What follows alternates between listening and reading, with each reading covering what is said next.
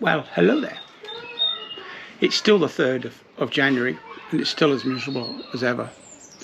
But while I'm sat in the garden, not only can I hear the screaming kids from around the neighbourhood, I can also hear a robin. He's up in one of those trees up there. Anyway, so that's rather nice. But I thought I'd recount a little story. Years and years ago, I worked for a company, in fact it was a government agency called Marine Scotland.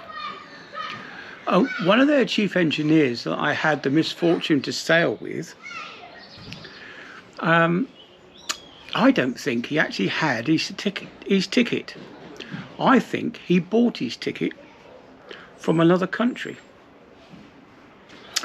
And the reason that I say this is because he came out with a few things that a seafarer would know if he'd been to college and if he'd been educated and if he had any sense at all. Right, I had to put up a bathroom cabinet in this chief engineer's bathroom. We were at sea, sailing along, and he said to me, "Oh, when you put the cabinet up, make sure you use a spirit level." So I laughed and said, yeah, good one. And he said, no, serious, you must use a spirit level. And I said to him, but the ship's moving. How am I going to get it straight? The ship's hardly ever upright. We've always got a list either to port or starboard, and then there's a rolling motion. And he just couldn't get it. He just could not understand how a spirit level wouldn't work on a ship. Anyway, he then went on, something else occurred and I couldn't actually put his bathroom cabinet up that day.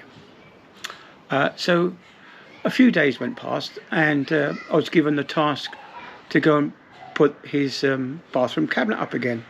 And he said to me a second time, make sure you use a spirit level to put the bathroom cabinet up on a ship that's moving.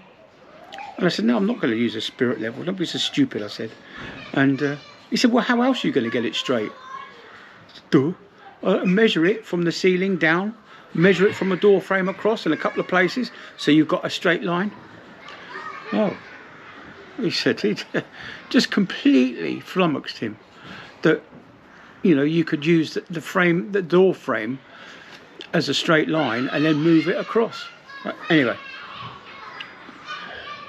Well, there's that robin. So yeah, that was Marine Scotland. He said he did a couple of other things as well. I know I was getting a bearing ready to press onto a shaft. So the bearing was heated, the shaft had been chilled in the freezer, and I had everything ready to get it sorted. And this engineer, so-called engineer, elbowed me out the way, put the new bearing on the shaft, and then got a rusty piece of pipe and smacked the bearing on as hard as he could, and he destroyed the bearing seal, everything. Man, that was, what a nightmare that was. We only had one bearing on board and he destroyed it. So I told him to clear off or else I was getting off. So anyway, he left me alone. So I had to take the bearing off. By this time it all warmed up and was tight. So I pulled the bearing off, managed to get the old seal off and blow it through with a bit of compressed air and WD-40 before I repacked it with grease and put it back in its plastic wrapper on top of the cylinder head and put the shaft back in the freezer for a couple of hours, and then I managed to fit it, and well, that saved the day. But there's lots of other things. This chief engineer just did not understand the basic principles of seagoing equipment. He couldn't operate a ballast pump, he couldn't operate a bilge pump. The man was a complete loony, yet he was the guy that was in charge. Yeah, spirit level on a ship, would you believe it? Anyway, I'm going to sit and watch this robin.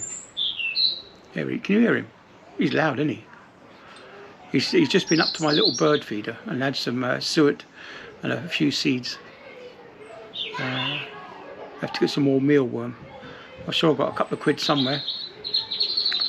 to get some more meal. He likes the mealworms. Get the mealworms from the local shop. Anyway, I've digressed, and that's enough of my stories for today. Okay, bye.